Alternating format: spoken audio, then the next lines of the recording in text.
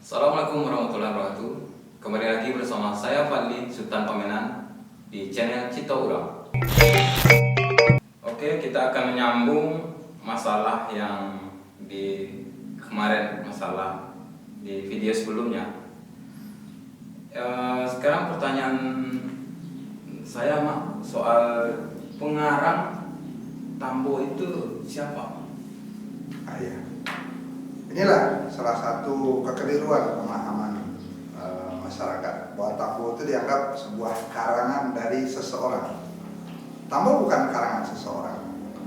Tambo itu hasil kesepakatan masyarakat untuk sebuah kisah. Maka pengarangnya tidak ada, anonim. Riwayat sebuah nagari misalnya, itu karena pendatang pertama di nagari itu menceritakan kepada anak cucunya. Dulu nenek moyang kita datang ke sini bertujuh, mereka menapak di sana, mendirikan itu dan segala macam. Nah, itulah yang dituturkan berulang-ulang sehingga tidak terikat pada satu orang pengarang. Semua jenis Tambo tidak punya pengarang tunggal. Pengarangnya seluruh orang yang menceritakan.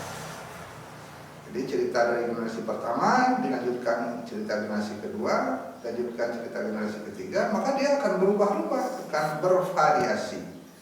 Maka dia harus dipahami dengan cara memahami sastra lisan. Sastra lisan itu milik kelompok masyarakat, bukan milik satu orang pengarang. Maka Tambo itu bervariasi, ceritanya bervariasi, isinya bervariasi, kira-kira begitu. Jadi tidak ada pengarang Tambo. Yang ada adalah sumber cerita dari nenek moyang. Nenek moyang generasi berapa yang bertahan ceritanya, kemudian berapa yang berubah. Berarti sumbernya dari nenek moyang terdahulu ya? Iya. Berarti kalau sumber dari nenek moyang dahulu, berarti narasumbernya Tambo sekarang itu berpatokan kemana tuh? Nah, narasumber itu tergantung per generasi. Dalam teori sejarah juga ada begini, bahwa sejarah itu dibuat oleh orang yang punya kekuasaan. Dalam Tambo yang punya kekuasaan itu adalah orang yang bercerita. Narasumber itu dikatakan tukang kabar. Nah, kalau di negara-negara dulu itu ada orang yang khusus kerjanya mengajar generasi muda untuk berpidato, pasambahan adat, penikahan, dan bakabar. Biasanya orangnya memang guru adat. Dia yang menjadi tukang kabar tentang cerita terdahulu. Nah, berubah generasi ada tukang kabar baru yang menceritakan Tambo lagi, versi dia. Maka versi Tambo itu per generasi bisa berubah. Narasumbernya itu adalah tukang kabar. Tukang kabar itu ada yang guru adat, ada yang penghulu adat, ada yang memang kerjanya kesana kemari hanya bercerita. Dulu kalau di kampung-kampung itu ada orang yang datang ke sebuah lepau hanya untuk bercerita. Kalau di daerah Agam atau di Bekumbu ada tukang si jobang namanya. Kalau ada pesta perkawinan dia bercerita dari malam sampai pagi. Ceritanya menarik dan orang mendengarkan. Itu tukang kabar. Kalau dari Tambo itu dari nenek moyang terdahulu di mana? Apa Tambo itu masuk ke ranah Minang ini sebelum Islam atau sudah Islam dulu? Nah, iya. Kembali kita harus menggunakan teori sastra lisan. Tambo itu milik orang Islam atau tidak? Atau ada yang mengatakan itu milik orang sebelum Islam, ketika masih Hindu, ketika masih agama Buddha. Sebenarnya dulu memang nenek moyang kita mungkin Hindu, mungkin Buddha. Tapi ketika Islam sudah masuk, kalau Hamka mengatakan Islam itu sudah masuk sekitar abad ke-8 Masehi. 1 abad sesudah Nabi Muhammad sudah masuk Islam ke Minangkabau. Jadi dari abad ke-8 sampai abad ke-20 ada 12 abad Islam sudah mewarnai. Maka Tambo yang terakhir itu semuanya isinya sudah Islam. Saya meneliti bahkan Tambo yang beredar di masyarakat yang diucapkan oleh penghulu-penghulu adat itu berisi kutipan ayat Al-Quran, Saya menemukan sekurangnya 8 ayat Al-Quran yang dikutip dalam tuturan Tambo dan dalam naskah-naskah Tambo yang ditulis di nagari-nagari. Kemudian banyak hadis, banyak riwayat tentang orang-orang saleh. Artinya apa? Bahwa naskah Tambo, tuturan Tambo itu karena dilanjutkan oleh tukang kabar di generasi Islam, dia sudah menjadi karya masyarakat yang Islam. Begitu. Oh, kalau itu soal Tambo itu berarti sudah tergolong ke masyarakat Islam, berarti adat-adatnya udah mengarah ke agama Islam. Kira-kira Tambo itu logis nggak? Ya, logikanya ada sendiri. Tidak bisa digunakan logika masyarakat awam. Ada contoh kisah Tambo yang selalu dikritik tidak punya logika. Bahwa nenek moyang orang Minangkabau itu keturunan Iskandar Zulkarnain. Siapa Iskandar Zulkarnain? Tidak ada yang tahu. Apakah dia Alexander the Great? Tidak. Alexander the Great dari Makedonia itu dia sebenarnya tidak punya keturunan. Dia meninggal umur 30-an tahun. Dia memang menjelajah dan menjajah beberapa negara, tapi bukan itu yang dikatakan sebagai Iskandar Zulkarnain. Iskandar Zulkarnain hanya nama yang punya majas tertentu, punya kiasan tertentu, bahwa Tambo itu ditulis zaman Islam atau dituturkan zaman orang Islam. Nama Iskandar itu nama orang Islam, Zulkarnain itu nama orang Islam, bahwa tuturan Tambo itu adalah produk Islam. Nah, memahami logika itu susah bagi orang sejarah. Orang sejarah akan membantah habis-habisan. Mana pula Anda Alexander the Great punya anak keturunan orang Minang, itu bohong. Atau misalnya Sri Maharaja Dirajo itu keturunan dari negeri Rum, saudaranya ada yang ke negeri Dipang. Itu juga tidak bisa dipahami dengan logika biasa, karena yang dikatakan di sana bukan keturunan secara biologis, tapi bicara tentang konsep kehidupan bernegara. Negara Rum itu ditiru oleh kondisi nagari di Minangkabau. Kalau kita baca sejarah tentang Rum atau Romawi, dulu ada negara kota namanya di Romawi itu. Negara kota, tiap-tiap kota itu dianggap negara bagian dari Romawi. Itu yang ditiru oleh nenek moyang yang menurunkan nagari-nagari di Minangkabau. Satu nagari di Minangkabau adalah seperti negara kecil. Dia punya kepemimpinan tersendiri, dia punya aturan tersendiri, punya masyarakatnya sendiri. Satu nagari punya konstitusi namanya Barih Balabe.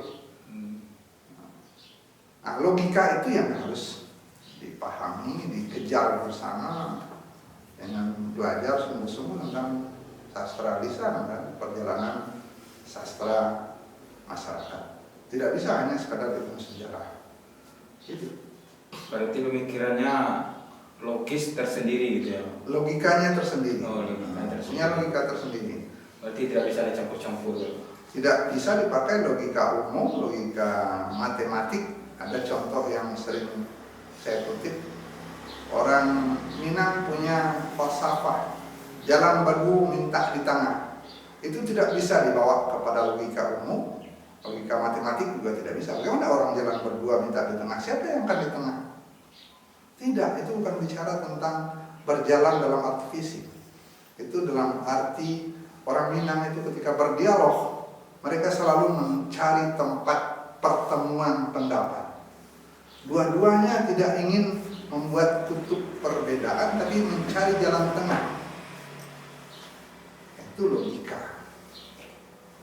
Itu yang sering dibantah oleh orang yang tidak mengerti tentang logika Tambo.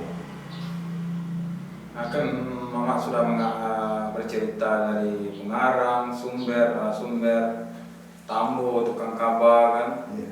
Tambo itu sebelum Islam atau sudah Islam.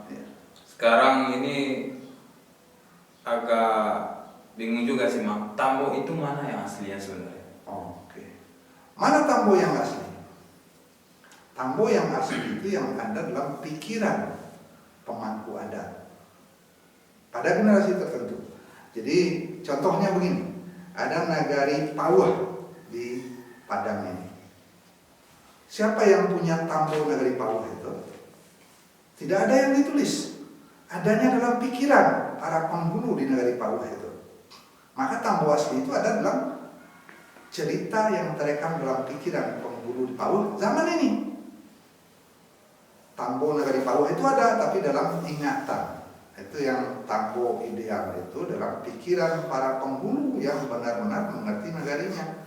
Apa isi Tambo nagari Pauh? Yang pertama, asal usul orang Pauh itu mereka tahu. Orang Pauh itu datang dari Solo, Sanyambaka, membawa suku 4 ke sini. Sukunya A, B, C, D. Itu Tambo nagari Pauh. Siapa yang tahu? Penghulunya yang tahu. Susunan penghulunya, datuk itu yang tua, datuk ini yang nomor 2, datuk itu yang nomor 3, yang keempat, dan seterusnya. Wilayah kekuasaannya di Pauh 9, ini. Itu ada dalam Tambo nagari. Siapa yang menguasai itu? Penghulu adatnya. Penghulu adat pada generasi sekarang. Generasi sebelumnya mungkin berbeda. Kenapa? Karena Tambo itu berubah sesuai dengan siapa yang menguasai cerita pada waktunya. Jadi Tambo nagari Pauh itu zaman tahun 1800 mungkin sudah bergeser, tahun 1900, tahun 2000 berbeda lagi. Nah itulah Tambo. Yang paling sederhana kita lihat begitu. Berarti Tambo ini ada cerita sejarah tentang Iya, asal usul nagari, asal usul Minangkabau, asal usul Luha. Setelah Pamenan dari Pasisia kan? Yeah. Nah, di Pasisia itu orang itu punya saudara tempat asalnya. Ada yang dari Kubang, Tigo Balai, ada yang dari Solo, ada yang dari Alang Panjang. Itu yang bicara itu Tambo nagari. Di mana di Pasisia? Di Bayang. Di Bayang. Orang Bayang itu punya Tambo Bayang, di mana nenek moyang mereka itu berasal dari sebuah nagari namanya Talang Babungo, misalnya begitu. Talang Babungo itu mana? Di Solok Selatan. Itu wilayah asalnya. Orang Talang Babungo itu mana asalnya? Dari daerah Pariangan. Mereka dulu berangkat sekian orang, lalu terpisah, lalu berangkat selanjutnya ke Bayang. Itu ada dalam Tambo nagari, asal usulnya. Siapa nenek moyangnya, berapa orang yang berangkat, berapa sukunya, berapa wilayahnya, dan seterusnya. Itulah Tambo. Mana yang asli? Yang ada dalam pikiran para penghulunya. Tapi itu menurut ini Mangarajo Onggang Perlindungan. Itu katanya sejarah di dalam Tambo itu cuma 2%. Itu gimana tuh, Pak? Iya. Inilah kesalahan kita, menyerahkan sesuatu bukan pada ahlinya. Mangaraja Onggang Perlindungan itu seorang mantan tentara, ahli bom. Tapi dia senang menulis. Dia baca tulisan Tambo yang sudah bahasa Melayu tinggi. Dia katakan itu sejarah. Dia orang Tapanuli. Mangaraja Onggang Perlindungan. Bukunya tentang Tuan Kurau, teror mazhab Hambali. Apa katanya? Tambo itu cuma 2% sejarah, selebihnya itu khayalan. Dia tidak mengerti yang dia baca. Yang dia baca itu tulisan tentang Tambo. Tulisan itu sudah dialihkan dari bahasa asli Minangkabau ke bahasa Melayu tinggi. Dia anggap itu sejarah. Dia cemooh. Orang Minangkabau keturunan Iskandar Zulkarnain, Alexander the Great. Tidak ada yang orang Minangkabau mengatakan bahwa Iskandar Zulkarnain itu adalah Alexander the Great. Itu hanya pemahaman dari Mangaraja yang meleset karena dia tidak mengerti logika Tambo. Apa kesalahan kita? Kita tidak meneliti Tambo kita dengan sungguh-sungguh. Orang lain membacanya, dia salah paham, lalu kita mengutip pula kepada dia. Keliruan 2 kali lipat. Mangaraja itu bukan ahli sejarah. Dia tidak mengerti sama sekali sejarah. Dan itu hanya kutipannya saja. Dia mencemooh. Brother from Minang, handicapnya tinggi sekali. Masa cerita khayal tentang Alexander the Great diakui? Itu bukan cerita khayal Tuhan. Itu tentang riwayat nenek moyang dengan bahasa sastra lisan, dengan logika yang belum terjangkau oleh Tuhan. Saya sudah contohkan tadi. Ketika orang Minang mengatakan jalan berdua minta di tengah, bukan bicara berjalan di tengah jalan berdua. Siapa yang akan di tengah di antara dua orang? Tidak. Itu bukan bicara tentang perjalanan. Itu bicara tentang cara berpikir orang Minang, filosofi orang Minang, kosmologi Minang yang tidak ditangkap oleh Maharaja Ugam Palindungan. Dia hanya tentara ahli bom, tapi rajin nulis, dan itu pun buku ditulis untuk anaknya, bukan untuk orang Minang. Oke. Berarti pemikiran-pemikiran seperti itu yang bikin Tambo ini bertele-tele. Iya, itu menyebabkan Tambo seolah-olah bertele-tele. Kenapa yang menelitinya bukan orang mengerti Minang, tidak mengerti adat Minang, tidak mengerti bahasa Minang, dan tidak tahu bahwa Tambo itu sastra lisan yang punya logika tersendiri. Logika sastra lisan yang punya teori seperangkat tidak mudah dipahami kalau hanya dilihat selintas, apalagi kalau dibaca secara letterleh, apa yang tertulis saja dibaca. Kalau dalam Tambo itu kan dikatakan begini, ya, bahwa keturunan Nabi Sis itu anak bungsu dari Nabi Adam. Nabi Sis menikah dengan bidadari dari surga. Apakah itu cerita sungguhan, cerita khayal, atau apa? Masa seperti seolah-olah orang Minangkabau ini keturunan langsung dari Nabi Adam? Sri Maharaja Rajo itu adalah cucu Nabi Sis. Menurut Tambo bukan keturunan dalam arti fisik biologis, tapi cerita itu menggambarkan bahwa Tambo ini ditulis oleh orang Islam yang mengakui Nabi Adam, dan Nabi Sis itu adalah keturunan genealogis namanya. Saya cucu Nabi Adam. Apakah cucu itu hanya satu tingkat? Tidak, bisa ratusan tingkat ke atas. Logika begitu tidak bisa ditangkap sebegitu saja dengan bahasa tertulis yang ada. Harus dipahami dengan bahasa sastra lisan. Saya keturunan dari Datuk Ketumanggongan yang level itu sudah 300 tingkat ke atas saya. Tapi bagaimana mencari itu dengan sejarah? Itu lain lagi ilmunya, ilmu sejarah. Tambo bukan sejarah. Tambo itu sastra lisan dengan logikanya tersendiri. Oke? Oke Mak, itu kan pembahasan soal Tambo. Saya kira itu sudah lebih mendalam dan lebih jelas ya Mak. Ya, insya Allah nanti kita bicara apa sebenarnya yang ditulis dalam Tambo. Oke. Ada waktunya nanti. Oke teman-teman, mungkin kali ini cuma itu saja yang terjadi di forum inilah. Untuk kalau ada yang salah-salah itu silahkan aja komen di kolom komentar nantinya, like, share, dan subscribe video ini. Assalamualaikum warahmatullahi wabarakatuh. Waalaikumsalam.